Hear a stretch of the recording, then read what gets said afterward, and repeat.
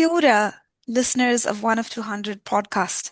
Today we are here with a special episode, and this is in relation to the visit of India's Prime Minister Narendra Modi to New Zealand this week, actually, July 8th or 9th, is it? 11th.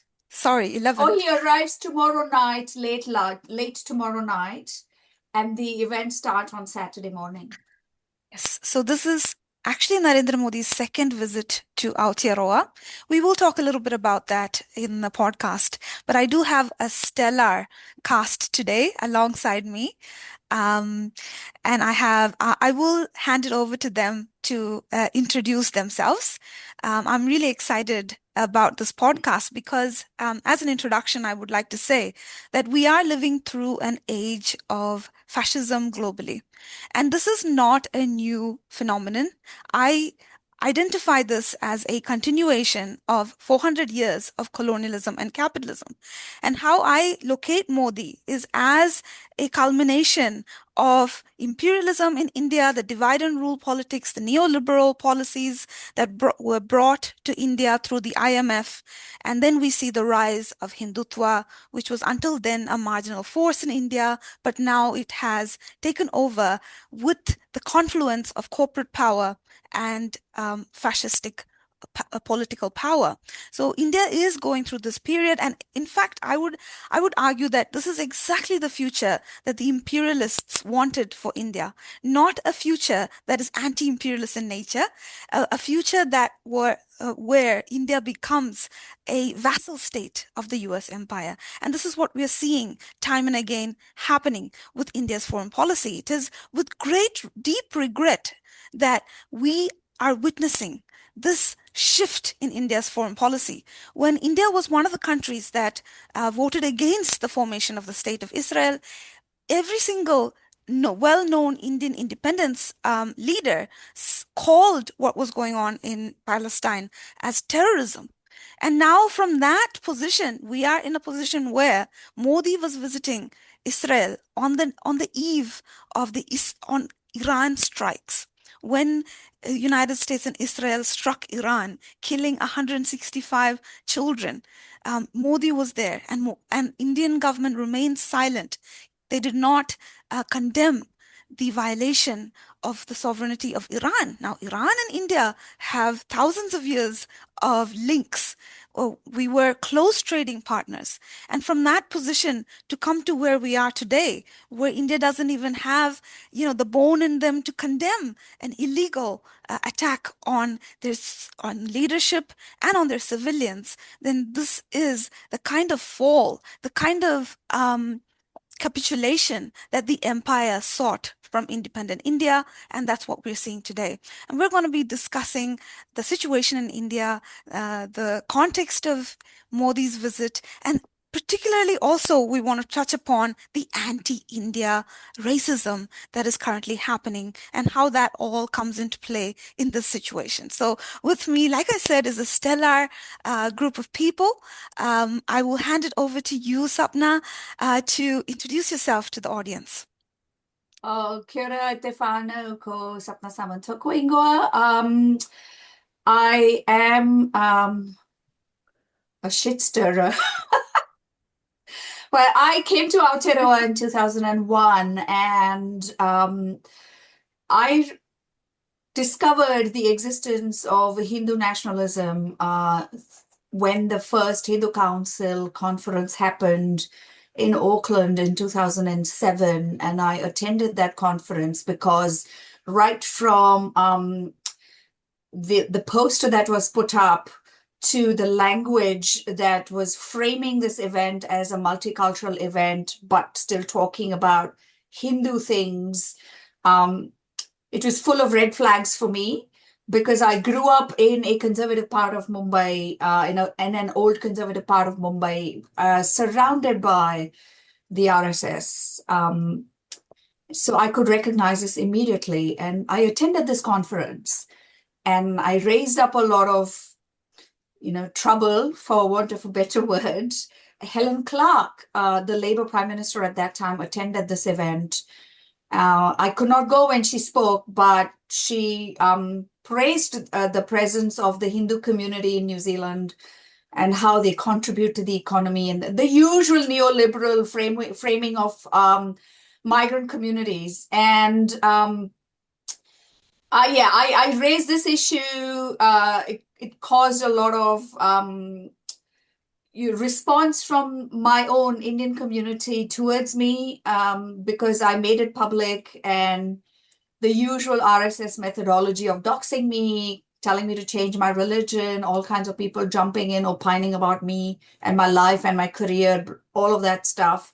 But since then, until now, I have been researching and archiving and documenting the presence of Hindutva in Aotearoa, New Zealand. And Narendra Modi's visit is just really the peak of that. Yeah. Thank you. Yeah, thank you, Sapna. So, an ardent activist in the space. And we also have Anu Kaloti today with us. Anu?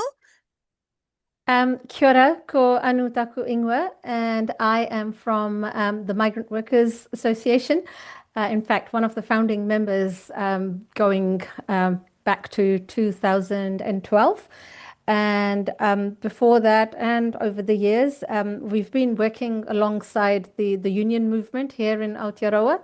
And our focus has largely been on preventing exploitation of our migrant workers. So, workers arriving here from just about every country on the globe, and they come here on temporary work visas, and a lot of them end up being exploited by their employers. Okay, it's. I must also acknowledge that in this capitalist market economy, all wage earners are exploited. But here we have a group of workers who I would say are super exploited, more than the rest of us. So our work has been around supporting those workers, providing practical advocacy for their employment disputes, for their immigration matters, and at the same time also doing various actions, whether it's taking to the streets or whether it's making submissions to Parliament to get better protections, to get better policies for these workers and future workers who are likely to come and work here. So yeah, like Sapna said, shit stirrer. So another shit stirrer here in the house. So that's the kind of work we do. And of course, none of these things happen in isolation these days.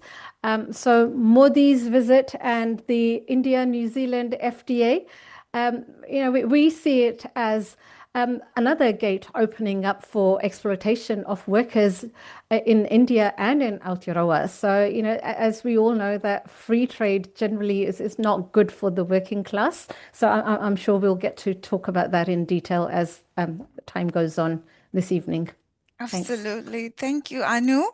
And we have yet another shoot stirrer from Kerala.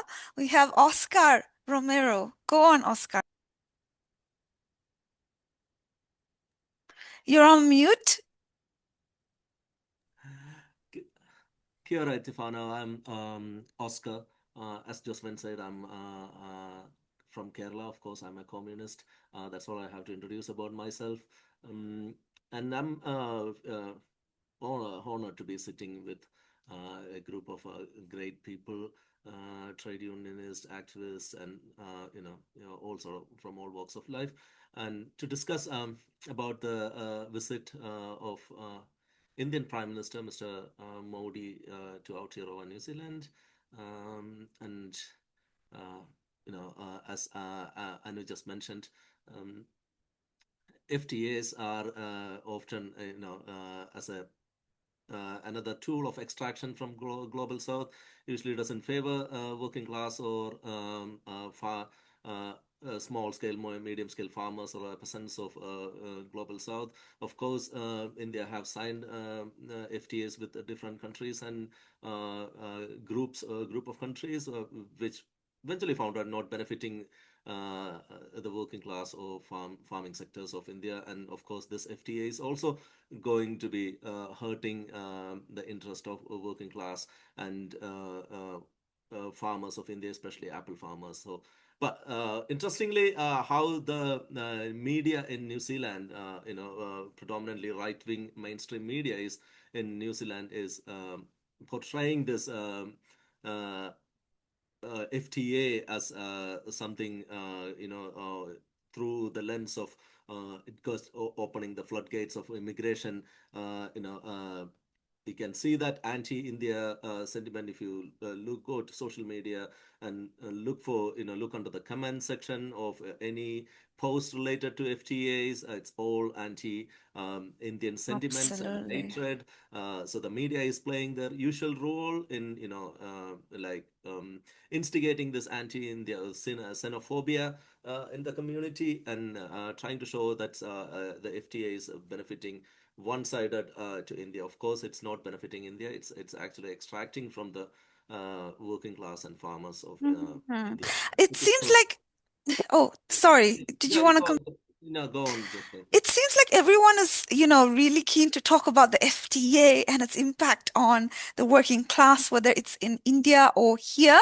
Obviously, we are seeing the right wing in New Zealand. Always, we can see that during election years, there is this raking up of anti-immigrant sentiment, and this plays a special function within capitalism.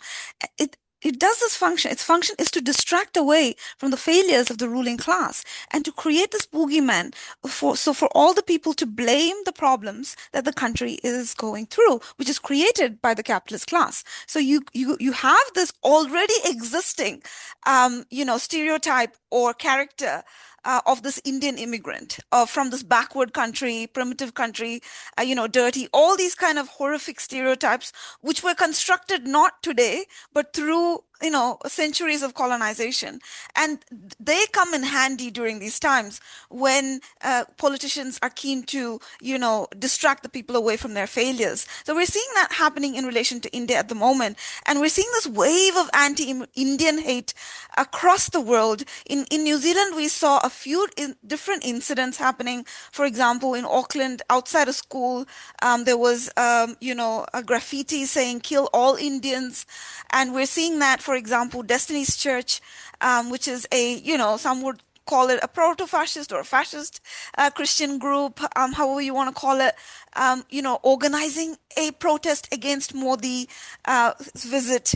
And we also saw that in Australia, currently, Modi is going there or is there, and we're seeing that some right wingers were there trying to protest that as well, asking Indians to leave and so forth. And it's interesting. Often it is Pakeha as well, but also we see that indigenous people, Pacifica people, have been kind of brought into this ideology of hating people with similar histories of colonization.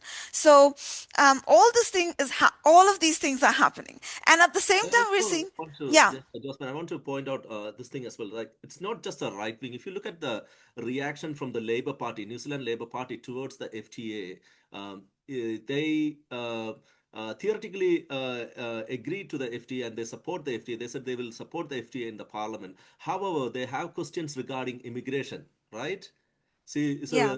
so that's the narrative they push. Yes, we have questions. We will ask questions around the immigration clause in the FTA, but we are going to support the FTA. So So they basically, they want to dump their products in India, but they don't want Indians here. Is basically what they're saying. And I remember during what's his name, Andrew Little, when he was the opposition minister. I think it was 2020 election or 2017. I think he's 2017. Yeah. yeah, he Yeah. said something like, the Indian students are just stacking shelves in Pack and Save. We don't need more shelf stackers. That kind of rhetoric from Labour is quite common. I remember Phil Twyford talking about the Yeah. housing crisis, Yes. saying Chinese sounding names. So Yeah. yeah, absolutely. This is a bipartisan thing, right?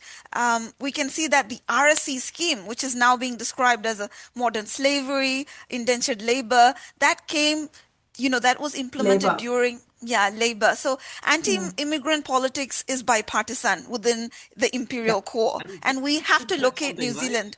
Yeah. Utkin said something after the last election when he was asked about if he is going to lose election, is he going to give up the office? Or and then he's we're not a third world country, we will. Yeah. And Yeah. And I mean, who says third world country anyway, right? I mean, Anymore. Yes. they're Yeah. using the Yeah. word, the term developing world now, when actually they were the ones that dismantled all the development hundreds of years ago, Mhm. through That's the right. British Empire,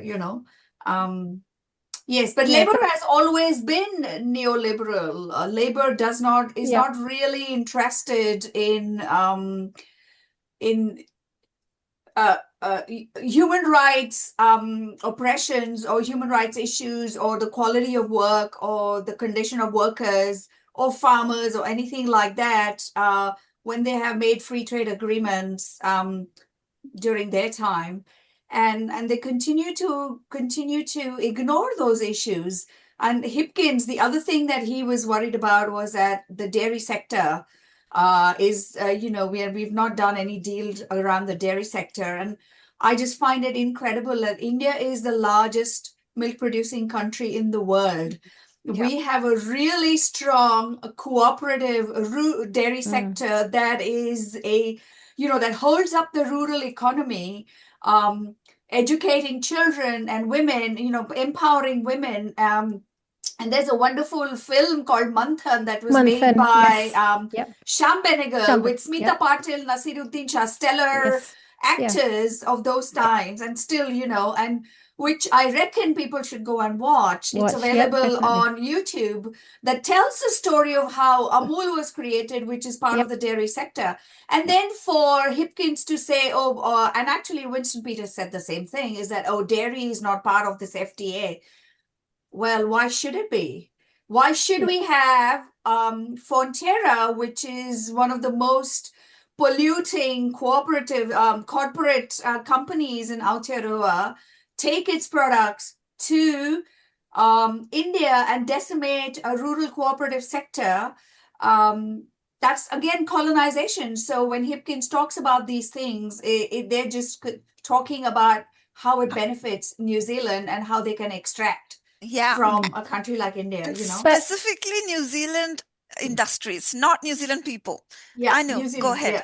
yeah. yeah, I was just going to say, I vaguely remember not this, the national government, I think John Key might still have been the prime minister then. There was a delegation to India led by Kamaljeet Bakshi. And I don't know why I seem to think that there may be some Fonterra presence implemented in India at that time. I mean, don't quote me. I would have to go back and research. But there was some noise was being made that Fonterra is going to India, which again is absolutely crazy. India is so resource rich, and why would you want Fonterra from a little country down the bottom of the world to go and establish itself in India? It just did not make sense to me. So that's some homework for myself, I guess, to And to and look I, up that. if you folks remember, this happened in a few years ago. So I'm trying to recollect. So there was an allegation about some lobbying firms.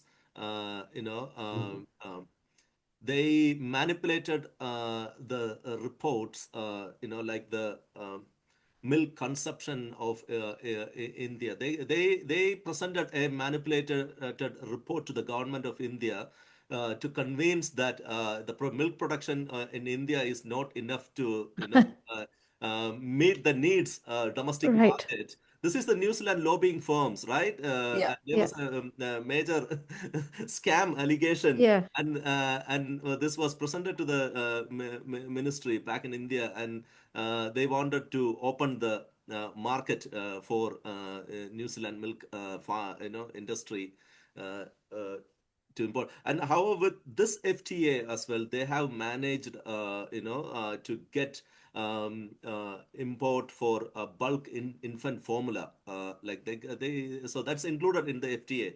And the labor See, union, the Kisan Sabha, which is one of the largest Yeah. labor union Yeah. in India, farmers union in India, with over 15 million membership. They are concerned about this clause. They raise their concern. They are asking to scrap the FTA. They're asking the government of India to scrap the FTA because it involves a clause to import bulk in infant formula a milk product.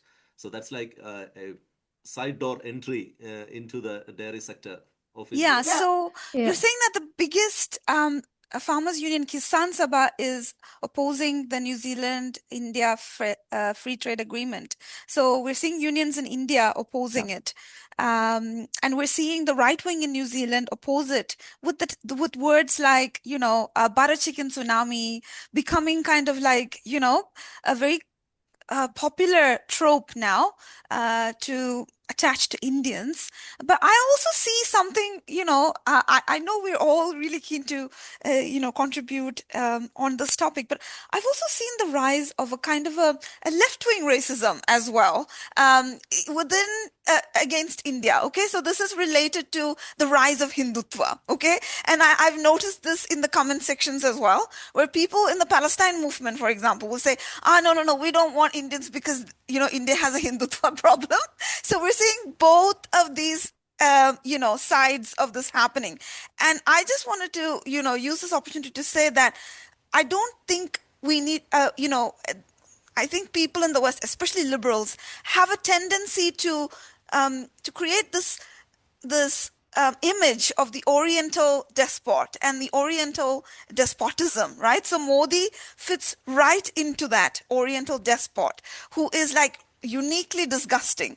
Whereas I really want to locate Modi within the global network of fascism, which is led by the United States and its allies.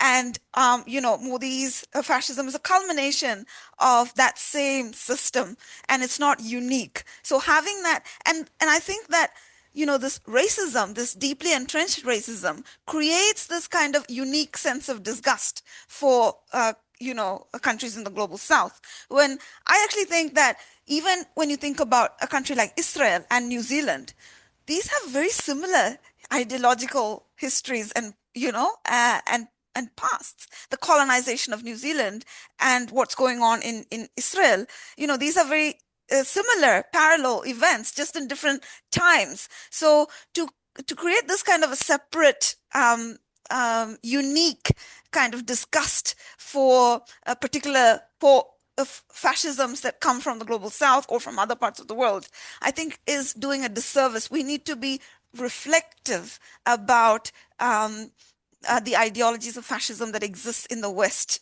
as well, I think. I mean, I can sort of, you speak about Hindutva and how the Pakeha liberal particularly, but I would say any liberal, and this includes, I would include our own Indian liberals as well, who want to disown Modi as if he is an anomaly. Like, oh, we don't know where he came from, and we are not like this, and they don't recognize the racism that comes from the Pakeha liberal, for example, because they themselves want to be within that fold of being, the Pakeha liberalism kind of political sort of ideology. I think what I have looked at over so many years is that, and I'm saying Pakeha liberal deliberately because that is sort of the mainstream, left idea over here, is that there is a degree of laziness. There is a degree of, this is a kind of an Indian who has, this is an educated Indian who is a progressive Indian or whatever it is. And, that's it. And then the other one is like Modi. Well, that's not how people operate, right? All of us are complex people. We all come from different parts of India with different lived experiences and different thinking, so many things, and we don't all fit in one single box. But there is that degree of laziness from the Pakeha liberal that which makes Modi the uniquely disgusting fascist. Whereas without actually understanding that in 1923, when Vinayak Damodar Savarkar pushed for Hindutva and he created this ideology and named it Hindutva, was not in response to was actually, I would say, sorry, in response to the resistance that was coming from the common Indians that brought the Hindus and Muslims and all of us together, because he sided with British Empire. That's right. So it's not uniquely disgust. Mm. Modi is not uniquely disgusting. He comes from a long line of an ideology that has been perpetuated to side with empire, always side with empire, Exactly. And the That's Pakleha right. liberal does not understand that and does not care to do the research. Yeah, I think it's just yeah, you're right. There's a certain amount of laziness. Just how, when Vijay Prashad was here, that experience we had of people wanting to cancel him, and that was Western Marxism, ignorant of how Marxism is practiced in the global South. It's just that kind of moment again, Correct. that people have this fixed, and whatever they conceive, and they will not move. This is it.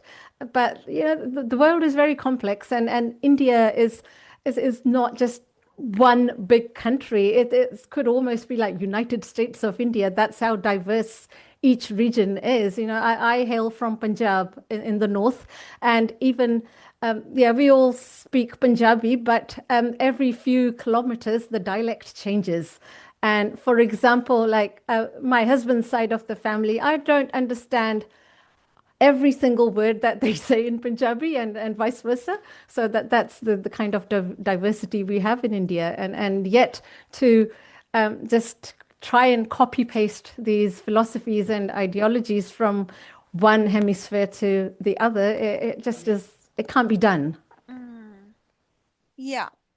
So, in terms of the FTA, it is which sectors is it going to affect in India? So, Oscar, I remember the Kisan Sabha saying that it is the orchard sector in northern India, in the Himalayan regions, that produce apples and that are extremely worried about this FTA. Is that correct?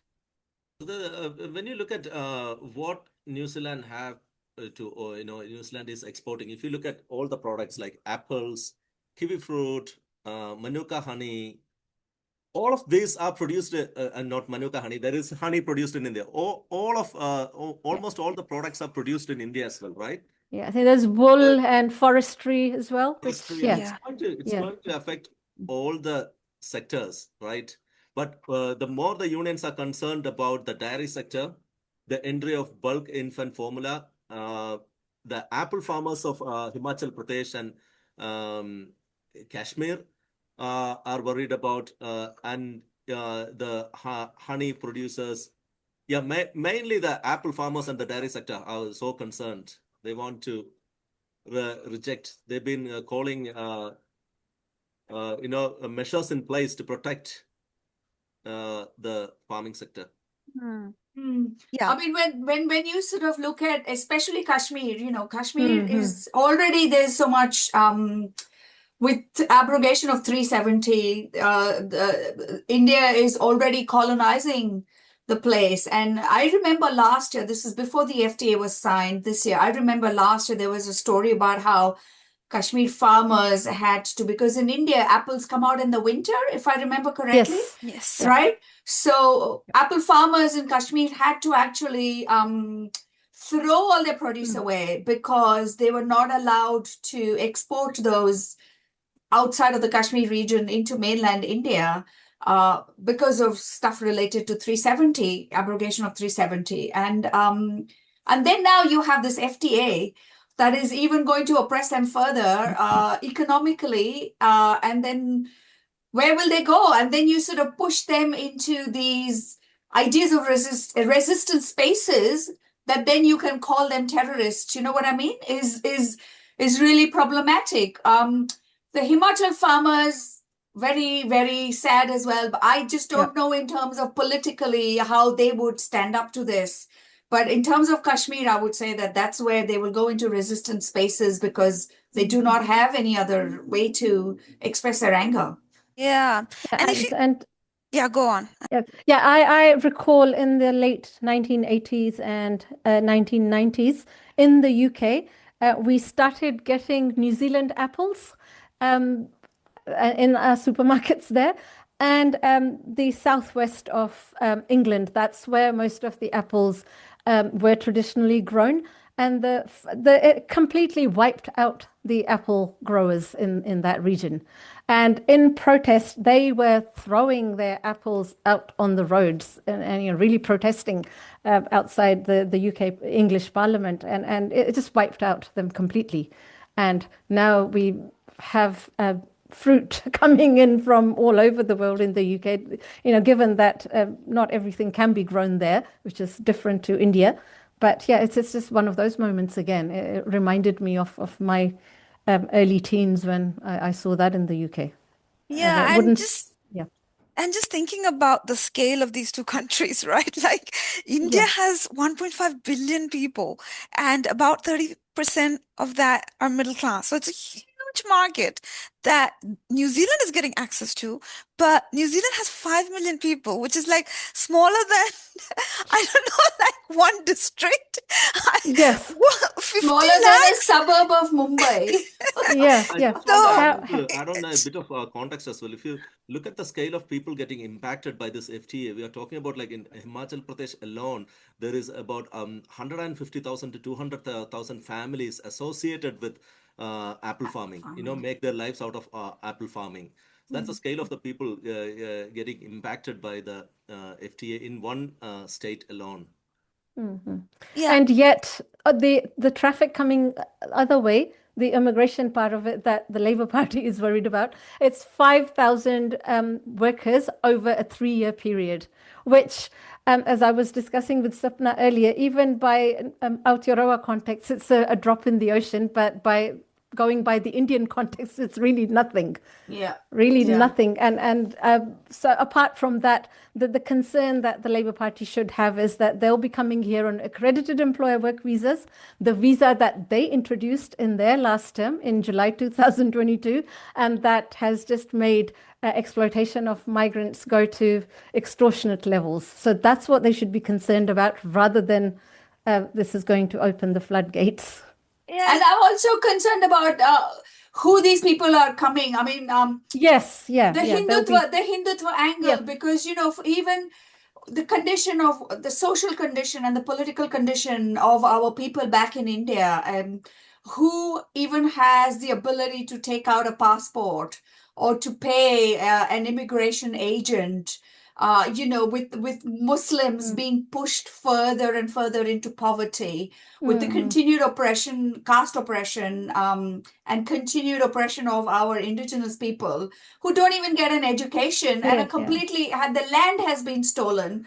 So you're not even going to get a someone in need. It'll be handpicked somebody 5,000 who's, I people. mean, if you look at migration patterns, when people have traveled overseas before, of course, in America, there was this, in the 70s, there would be all those who went to study over there and then ended up being professors or whatever. But we also have people who have gone for better prospects, Yes. working class people who have gone for better prospects. And then I think labor should be worried about Hindutva and not and Yes. not The about the 5,000 yoga migrants coming in the and yoga teachers. That's yes, who they the should be yoga worried teachers, about. the Ayush stuff. Although if you have an Ayush graduate from Kerala, for example, that's different Yeah. compared to an Ayush Yeah. graduate Yeah. coming from, say, Uttar Pradesh, because of the Yeah. social conditions and political Yeah. conditions and so many other things. But I mean, that's a whole different topic. Another. Yeah. Yeah. Exactly. Exactly. I also want to locate this India-New Zealand FTA within a larger pattern that we are seeing globally, right? So we are seeing increasingly Western nations really keen to have more relations with India. And you Yeah. see that there was an India-EU FTA Yes. signed Yes. earlier this year. We And had US. Yeah. Yeah, we had von der Leyen as the chief guest at the Republic Day celebration in India. We had, the French President Macron coming along, and we're seeing time and again that Modi is being invited to G7. So what we're seeing is that there's a kind of a geopolitical realignment happening in the context of, the rise of China as a formidable power that can counter the Western Empire. And so the West is now, laying their bets on India to be a counterforce to neutralize the rise of China and also potentially to be, the next Ukraine in a proxy war against China. They can use Indian soldiers to fight China instead of sending their own ones, right? So we're seeing all these shifts. We need to, I think, pay attention to that. But also recently, we're seeing that Western AI corporations are getting land. They're being invited by the Indian government to build their data centers in India. So we're seeing Anthropic, all these big AI corporations, Google, they are actually taking the land of Dalits and Adivasis in India, who are being displaced even further from their marginalized position. And what are these?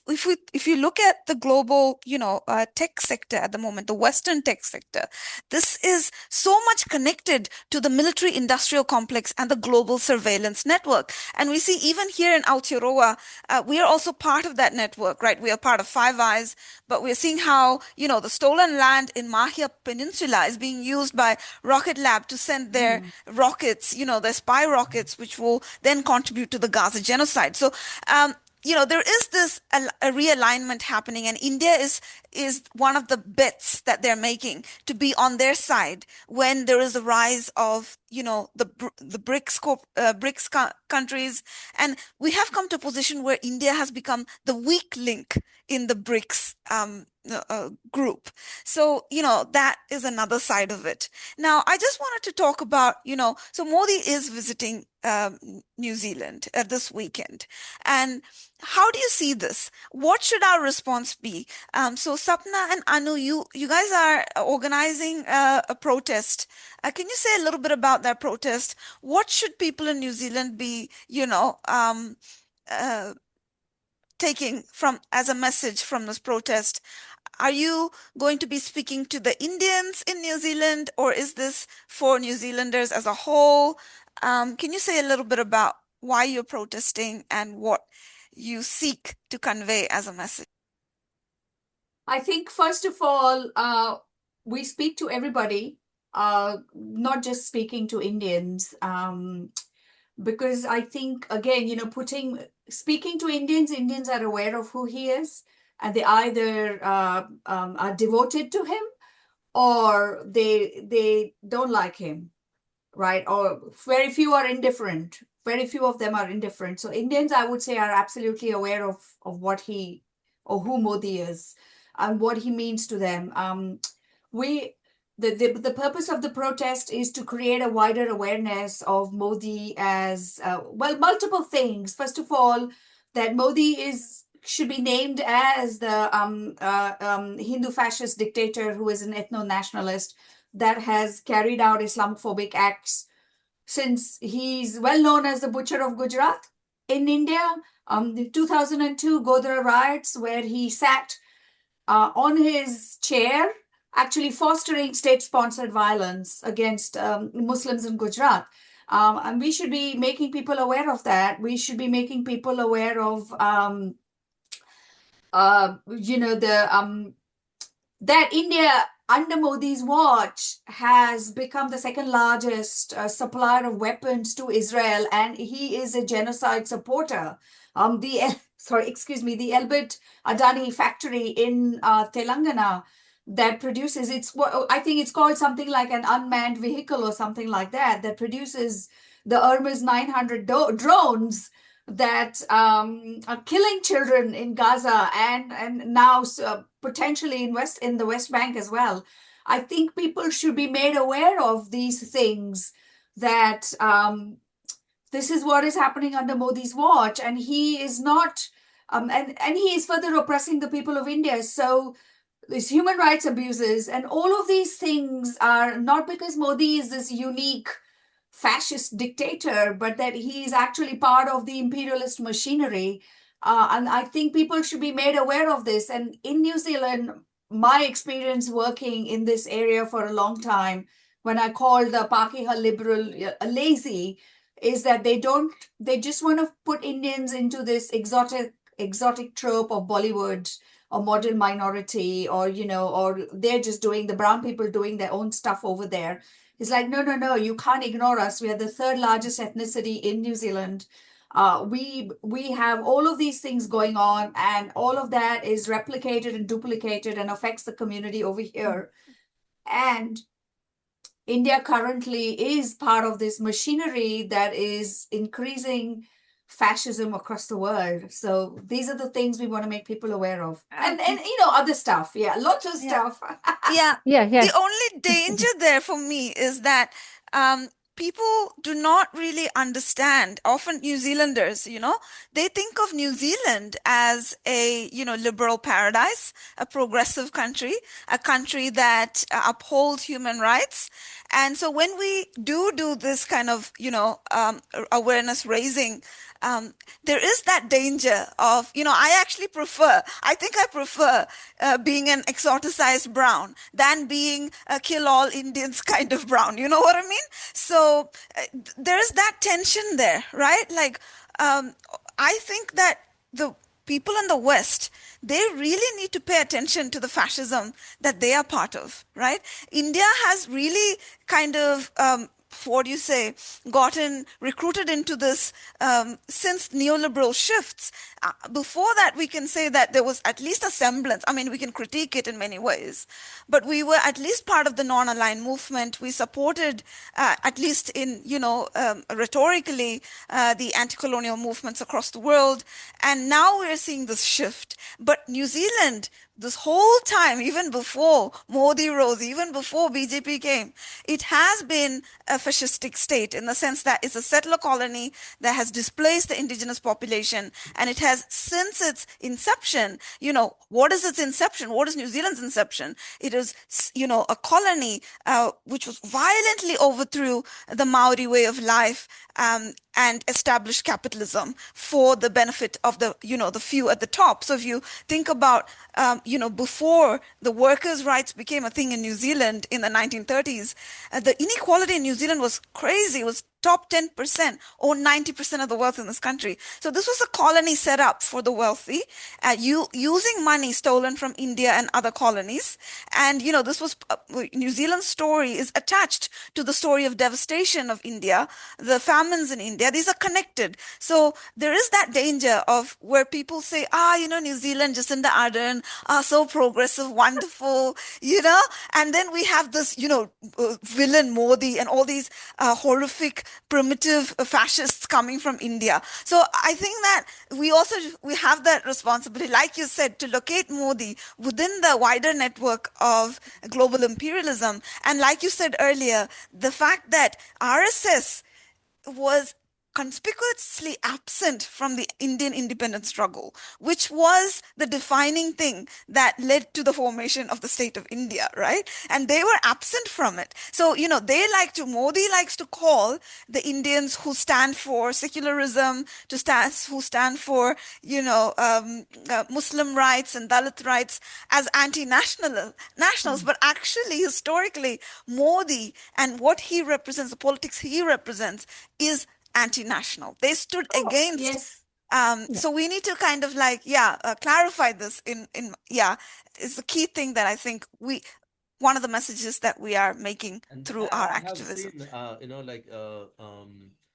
some of the posters of protest in Melbourne against Modi, calling Anthony Albanese to call out Modi, and it looks very, it's like so funny. You're calling the head of a state of a country, Australia, where displaced its indigenous people, and Australia has been part of, all military invasions of the United States that killed millions and displaced Of millions of Muslims. Muslims. Far more numbers than Modi or his Hindutva have done in India, in South Asia. Like, so you are calling this head of the state to call out Modi. That's not the way we should be working. That should not be our discourse. We oppose that. We understand that, as Josephine and Sapna rightly said, Modi is well part and parcel of the imperial aggression against the working class and poor people of third world or global south, or working people of the world. And Anu, do you have to add anything about the message of the protest? Uh, I think Sapna has pretty much covered everything. One thing that I will add around the FTA theme. So there is India USA FTA that I think is about to be signed. So I am in touch with unions in Punjab. So Bharatiya Kisan Union Ekta, that's what they call themselves. They are actually opposing this FTA, and they've written in detail why it is not in favor of India or the working class.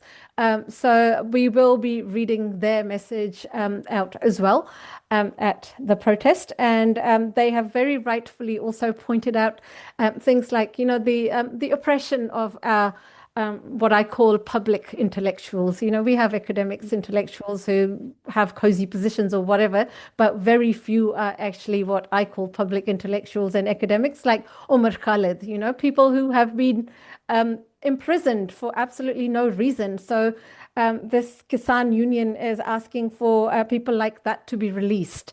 And yeah, so that's one of the very few things that they've been asking for, and basically they are requesting the Indian diaspora in New Zealand and the wider public of New Zealand to call out Modi for all the oppressions that he's carried out in his time, whether it's oppression on Dalits, Muslims, or left-wing activists.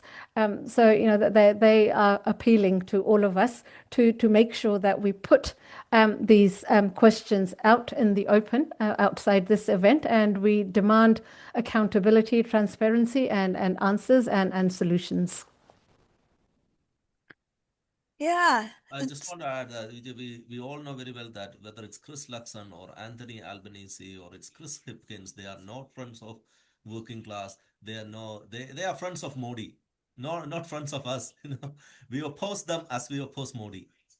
yes, yeah, yeah. Yeah, And that's the yeah, thing, right? Like, how is it that we can help the situation in India, sitting in the imperial core? In my view, obviously we all have different strategies, we all have different ideas of what is the way that we can help the global south in achieving liberation. We're seeing this, we are living in this period of, some people call it hyper imperialism, where the United States can just go and kidnap a leader yeah, from, a sovereign nation, and he's still sitting in a prison in New York City, along with his wife, who, it's just horrific, and the world is just going on as normal. So if you ask me, how is it that people in New Zealand can help? I think we all need to work towards destroying this capitalist empire, which is yeah, currently headed by the United States. And it starts at home. For example, how can we foreground in New Zealand foreign policy that upholds Tino Rangatiratanga, right?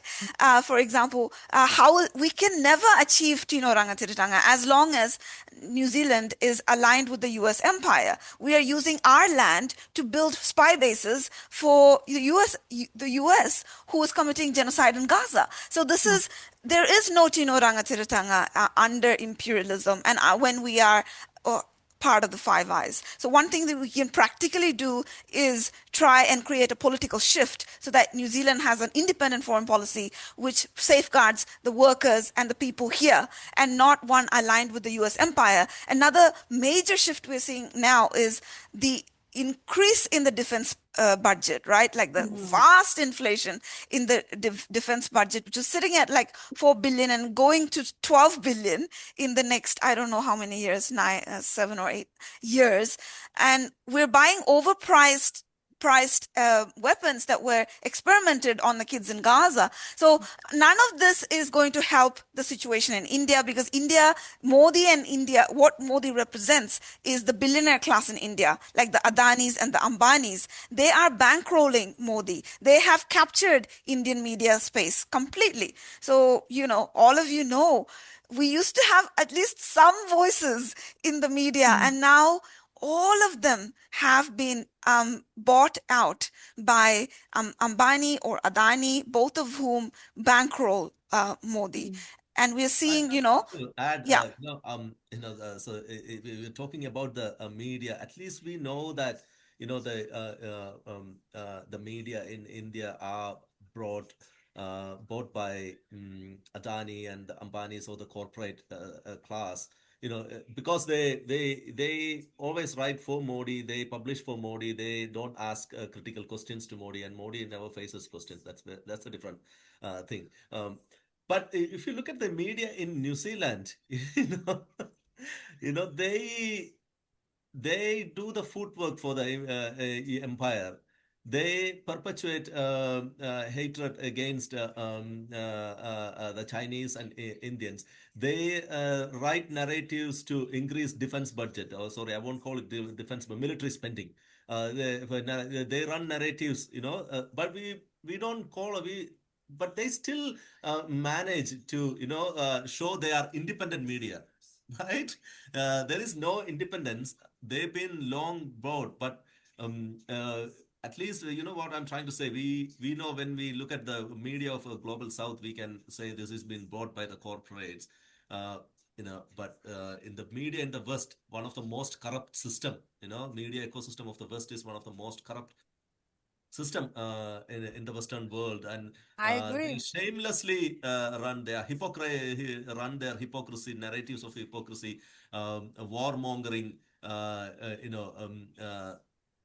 legitimizing the genocide in global south, legitimizing illegal war and invasion and killing of the people of global south, but we still somehow see they put out this image of they are independent, there is press freedom in the West, but if you look at India, there is no press freedom. If I look at in African countries, there is no press freedom. It's controlled by state-controlled media. But in the West, they run one narrative, nothing critical of the empire. They legitimizes all the imperial wars and invasions, but they are, they manages to project themselves as independent. That's a Neutral. Yeah, you mean neutral and objective. This is how Western media likes to look at themselves. Like, we are rational and, neutral and objective, and all these media from the global south are not the same. Yeah, I agree. And the Gaza genocide is the biggest, testimony to the failures of the Western media and how they carried Western imperialism for the last 400 years, which committed systematic genocide in every inhabited continent on the Yeah, planet, yeah, yeah. right? Four Palestinians killed in strikes. We don't know who striked. They don't know. Not going to tell Yeah. who striked, who conducted the strike. You know.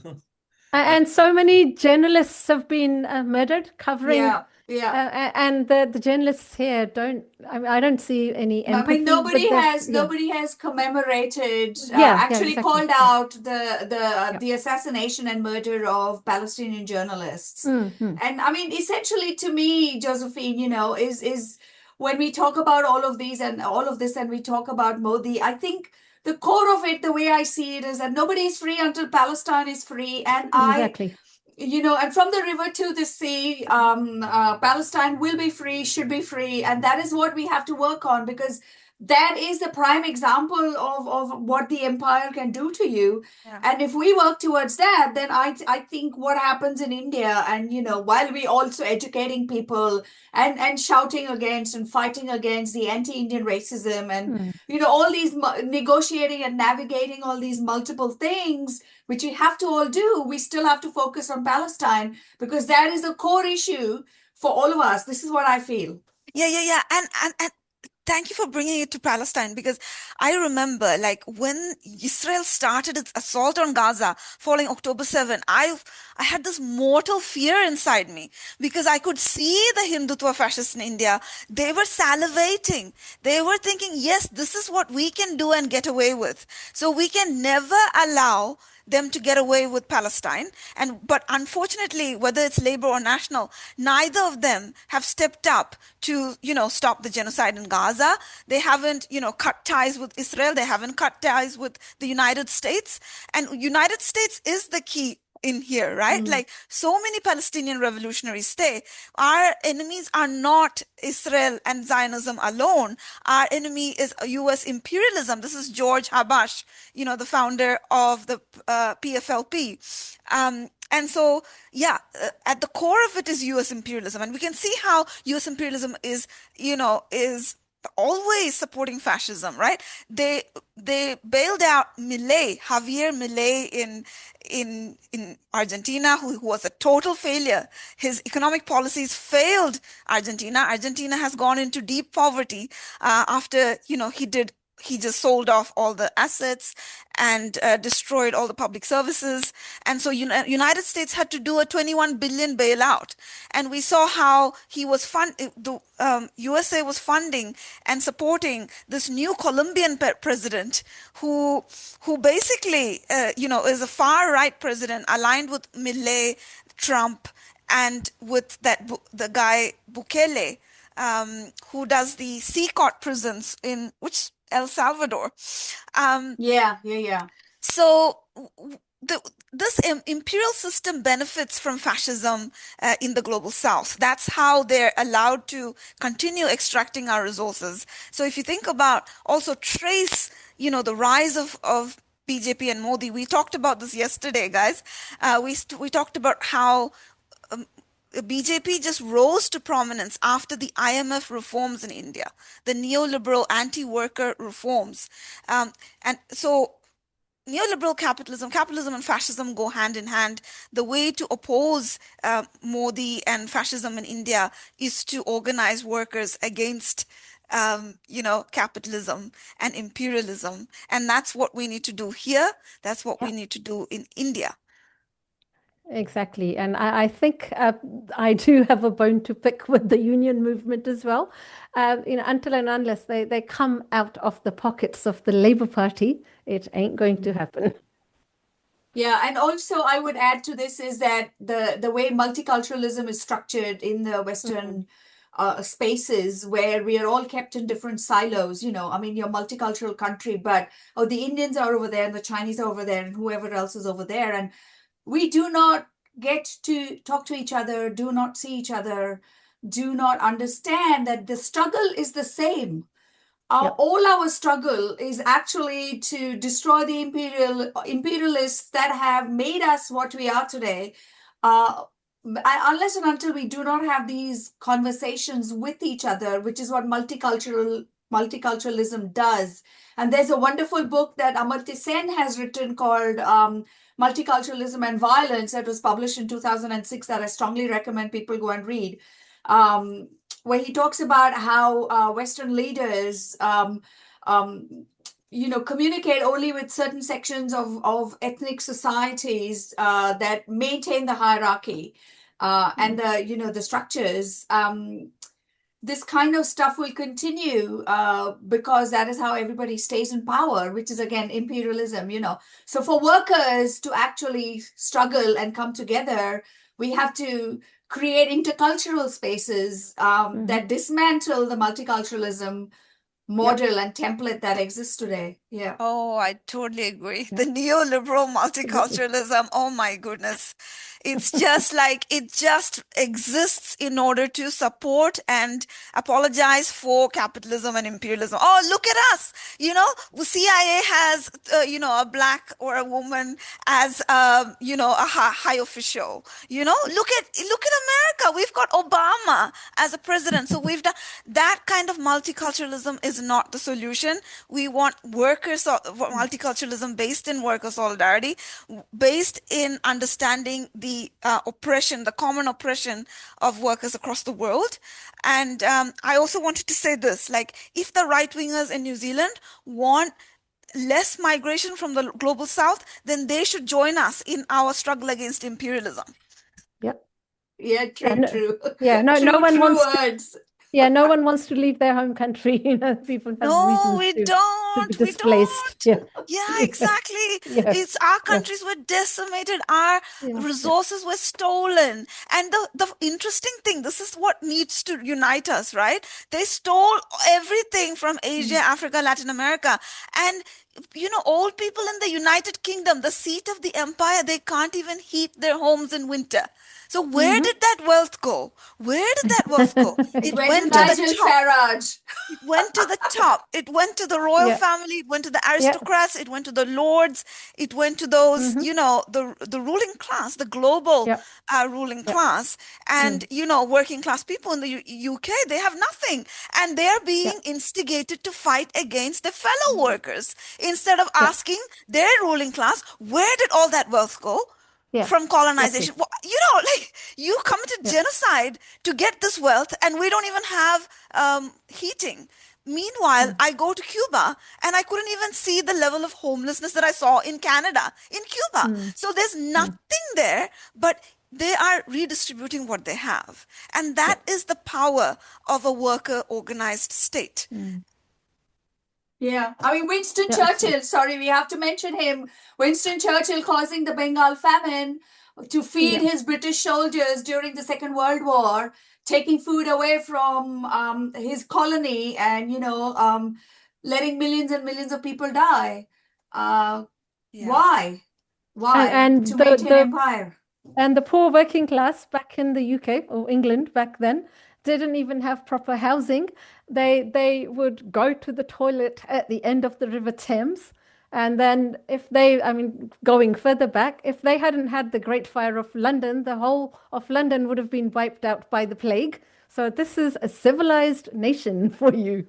Yeah, and just to think about this, so conditions improved in the West when? This is really important to understand. It was Hmm. after the Second World War when the Yeah. anti-colonial struggles were at its peak and the workers' movements in the West were getting strength from the anti-colonial. They were getting inspired by the anti-colonial revolutionaries in the global South, but also the communist revolutions that were Yep. happening. Yeah. That's when Russian. things improved in the West. And Yep. but the problem is, unless we deal with this ruling class, they are sitting behind and waiting for the opportunity to strike back.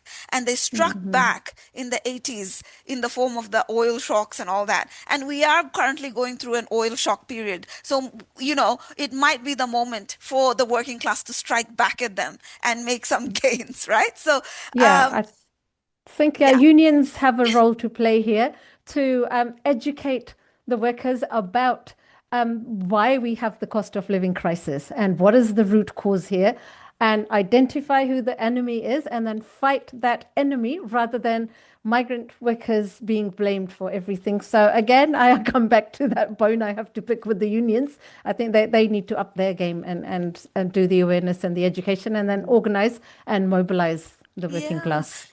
I agree that they need to Yeah. either detach from the Labour Party or they need to, stand up and hold them to account. If they Yeah, are the we backbone of the Labour Party, mhm. then, they should use their leverage. Yeah, we need more rank and file unions rather than bureaucratic type of what I call associations rather than unions. So, Yeah, yeah. Just want to add, what Josephine was saying earlier, that you have witnessed anti-Indian sentiments among the leftist in New Zealand. Like if that's because of the current Indian government's shift in foreign policy towards the West, right? We talked about the IMF reforms of 1990s, market liberalization, then India started getting close to the West and started building its relationship with Israel, basically defense partnership, buying arms, because it was a condition of the IMF imposed that by divest from the USSR or Russia towards uh, uh, The West. the West. Yeah. And if that's and that started at the time of the Congress government. It not didn't started with the BJP government, but it carried on through the successive governments. And when Modi came into power, this pro-West foreign policy become on steroids. Mm. And it's so I mean, I understand why people doesn't like the rise of Hindutva, but if you have to understand that New Zealand haven't yet recognized the state of Palestine. For Mm. that reason, Kiwis are not hated in Australia or in other parts of the world, right?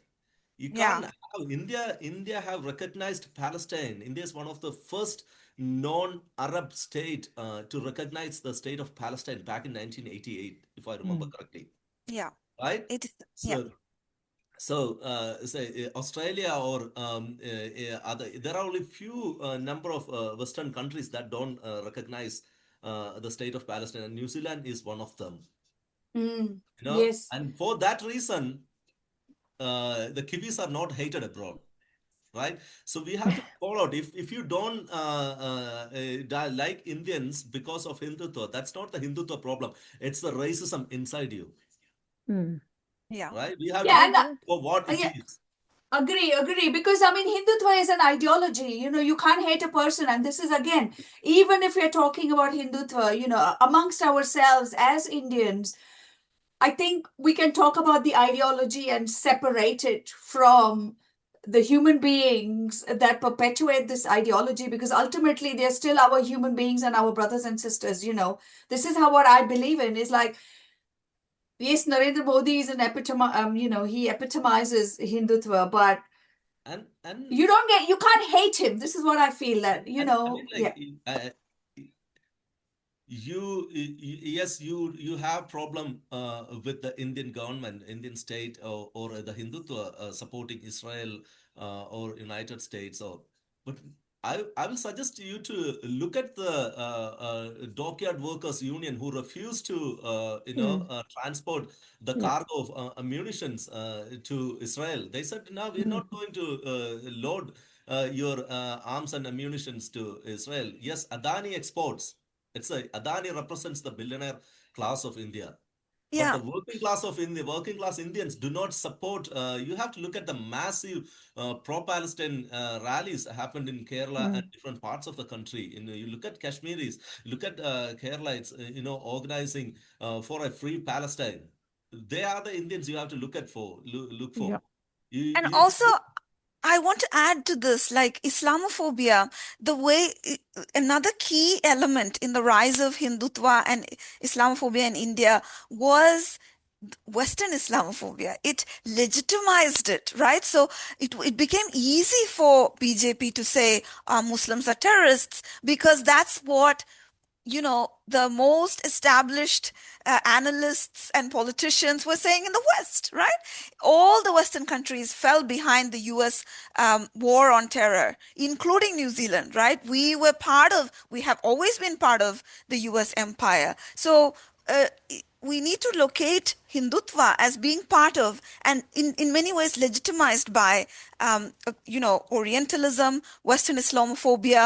They all kind of reinforce each other and we can't see them as separate. And just thinking about the general default ideology that New Zealanders grow up within, right? They don't know much about the global south and they hold very um, often prejudicial perspectives about Africa, Asia, Latin America, and so forth. So there is the education that we have to do all Mm. together, right? That education, ideological education, or unlearning needs to happen together.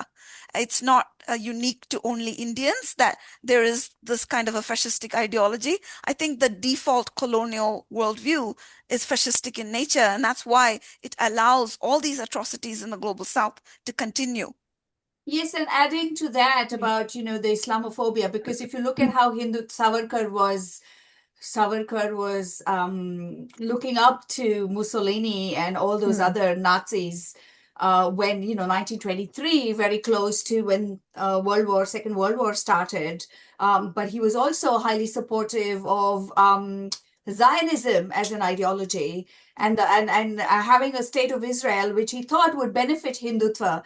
But apart from that, 1923, okay. But even before that, the British were already separating us by, multiple Indians by giving us traits officially, like the Thuggees, for example, which in Indiana Jones, and I think it's the Temple of Doom, Indiana Jones and the yeah. Temple of Doom, I think, which in which Amrish Puri acted Puri. as this, a person who comes from the Thuggy background. Well, actually, that's such a trope, colonial trope of that character um, that came out of how the British described this particular clan or tribe of people in their in their literature. When you had all these people from the East India Company coming into India, the British people, and defining us to educate the English back home, the tribes of India, for example, or how they dress up and what this means. And we have seen all of that. So Mm, Amrish Puri doing his character, which was written by a Western writer and directed by Steven Spielberg, is this is how Islamophobia was also perpetuated, because Muslims were like this and Hindus were like this, and this yeah. is how you start hating the other person. Oh, yeah. Yeah. And ultimately, the roots Yeah. of, Hindutva lies in the divide and rule policy, Mm, which was aimed at, destroying the united anti-colonial struggle in India, which led to the culminated in the partition and the yeah. continued destabilization of the South Asian region, right? So we can Yeah. see the United States, how it has intervened to keep us divided. Like they do not want India and Pakistan to unite. And so Hmm. imagine a united South Asia. What kind of a power would it be, And they cannot allow that. So they prefer to have fascists. They prefer to have, military in Pakistan as more powerful than the civilians. And all these things to destabilize Hmm. the entire world so they can continue to extract Mm. our labor and our resources. So, are there any concluding remarks from each of you? Anu, let me go to you first. Or should I All go to you right. later? First. Okay, No, Anu. that's okay. I don't mind. So I guess I think unlearning is very important. I think Josephine, you mentioned that we have to unlearn together, and that I kind of base that on my lived experiences as well. I grew up partly in Punjab and then partly in the UK, where my family migrated to as migrants back in the 60s, and it was very stark there to see like the Indians and the Pakistanis, the Muslims and the Sikhs. And that all came from the partition because, effectively the partition was just the division of Punjab, effectively. So, and my father and his older brother, they were old enough to remember what had gone on then. But still, I think I come from a very kind of broad-minded family that not communists, but supportive of the left movement, and so that they didn't hate Muslims or anything, and I wasn't taught that. But when I was like a late teenage, I could clearly see a lot of people from my community were just like this wall between the Pakistani community and the Indian Sikh community, which was quite strange. And more recently, I witnessed something here. So back in 2003, end of 2003, when the protests started, pro-Palestine protests, we had a very young, simple man from Punjab who'd been exploited here on a work visa, and we he was living us for a short time to support him, and he would come to the protests with us, and he did not have any English at all. It was quite yeah, simple. And he one time he said like, so are we going to the Pakistani protest this weekend? What he meant was the Palestinian protest. So, that kind of mindset, anyone who is Muslim is a Pakistani. So he made that comment innocently, but it sits there deeply in the psyche. It's come from uh, his background, from the village he's grown up in. He was only, I think, late 20s. So he would not, obviously, did not witness anything. And I don't think his elders had witnessed anything, but that's what he has all around him. So, just as one example, how the sort of things that we need to unlearn together, and only then we can move on towards a more fair and equitable world. Sapna, would you want to go next with your last word? Uh, yeah, okay, I'll go. So I think from my perspective, a lot of the things I love this corero that we had today, and I think this is, again, this is how the way we should be discussing and perpetuating information and education and knowledge. Um, I would encourage people to read. I would encourage people to actually go back in history and not believe what people say. Just do your own stuff. But I think my closing remark here would be that all of us have a degree of privilege over here, and for me, it is about how we use our privilege to decondition and decolonize. These are the two things. Because we have the privilege of age, perhaps we have the privilege of access to education, access to knowledge, information, and how we use that to move ahead with decolonizing and deconditioning, because that is how we all will be able to remove our prejudices, again, unlearn, and interact with each other and unite. Thank Yeah. you. Oscar. Uh, I just want to say that uh, Modi and Laksan signing FTA or meeting, shaking hands, it's not in the interest of workers. Also, it just they are representing the CEO class or the billionaire class of two distant nations. So they're having a corporate meeting, maybe have a photo op, they dance together. Uh, so we see through them, and we build solidarity with the people, among the working people, the poor, and as we talk through, we fight together to overthrow the empire and established a system owned and controlled and operated for and by the working people. Wonderful, wonderful, Oscar. And I just wanted to say, yes, the unlearning is important. And how do we do that? I think it's also, unlearning is also, maybe another word could be a revolutionary education. It's like understanding the purpose of these. Why did they teach us to be divided? What was the purpose behind it? Right? Because un they know that if we unite, then we are a formidable power. And as long as they keep us divided on the basis of these, very superficial things, and all these like tropes that are very powerful because they have been reinforced through media, education, political rhetoric for hundreds of years, it's really difficult to overcome. But when we understand the purpose of it, right? The fact that they looted India, but all that wealth went to the top, and grandmas and grandpas can't even heat their homes. The fact that in New Zealand, youth are increasingly precarious. They can't even buy homes. The fact that our enemies are one and the same, and they benefit from keeping us divided. I think unlearning is also, positive in the sense of it is a revolutionary education of understanding the purpose of dividing us, and how, the world beyond that division is hopeful. Right? It's one where we do have enough to go around. We do have enough to assure dignity for humanity and to liberate people from the shackles of war, genocide, caste, however you want to say it. We do have the means to do it, but the current system doesn't allow us to reach there. And that future is there when we unite. On that So note, Inqilab Zindabad. Inquilab Absolutely. Zindabad, long Inqilab live the Zindabad. revolution. Yeah. Yeah, Absolutely. Yeah. I like And workers of the Yusuf, world unite.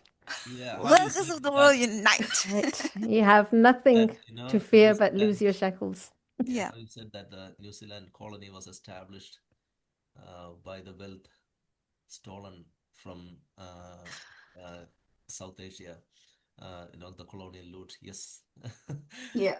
There's a country built on the stolen land of Maori and the stolen wealth of India and other colonies of, you know. So we sit here, we see through it for what it is. And Yeah. what we can achieve through Yeah. uniting Yes. together. Yes. Absolutely. Yes. Thank you, guys. This was a wonderful korero. I Thank am you. so honored to be sitting alongside wonderful Indians, and Thank you. hopefully you enjoyed, this korero, the listeners. I knew you were going to say.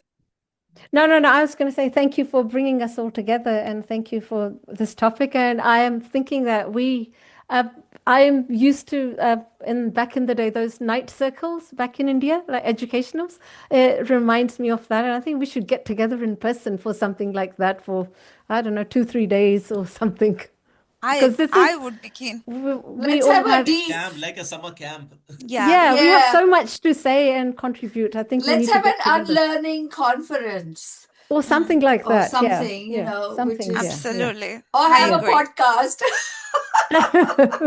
I think these podcasts are never going to be long enough, so we do need to Yeah. have something else Yeah. outside. Yeah. Let's All have right, a South comrades. Asian. Yeah. Okay. Yeah, All All right. right, definitely. Thank comrades. you. We'll We'll talk catch up soon. for a Yep. revolutionary study camp. Okay? Yes. Yep.